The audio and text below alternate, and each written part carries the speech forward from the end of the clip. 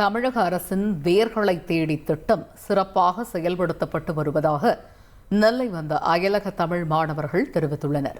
தமிழக அரசின் வேர்களை தேடி திட்டத்தின் மூலம் தென்னாப்பிரிக்கா உள்ளிட்ட 9 நாடுகளைச் சேர்ந்த அயலக தமிழ் மாணவர்கள் நெல்லை வந்தனர். நெல்லையப்பர் கோவில், வ.உ. சிதம்பரனார் மணிமண்டபம் உள்ளிட்ட இடங்களை பார்வையிட்டனர். அப்போது பேசிய அவர்கள் பிரமிட், சீன பெருஞ்சுவர் உள்ளிட்டவைகளை காட்டிலும் தமிழர்களால் கட்டப்பட்ட அணைகள் உலக அதிசயங்களில் இடம்பெற வேண்டியவை என்று கூறினார். தமிழர்களின் கட்டிடக்கலைகளை பார்த்து வியப்பதாகவும் அவர்கள் தெரிவித்தனர்.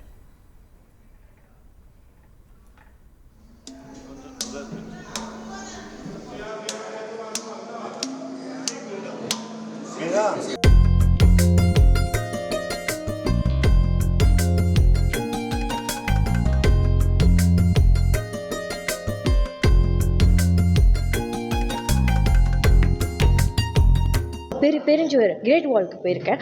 அந்த அளவு அதை விட இந்த டேம் இன்னும் அதிசயமாக இருக்குது. அவங்க எப்படி இதை அவங்க கட்டியிருப்பாங்கன்னு எனக்கு தெரியல. அவங்க அந்த காலத்தில் எந்த ஒரு டெக்னாலஜியுமே இல்லாமல் அந்த கல்லை போட்டு அவங்க கட்டியிருக்காங்க. அதெல்லாம் ஒரு பெரிய அதிசயம்.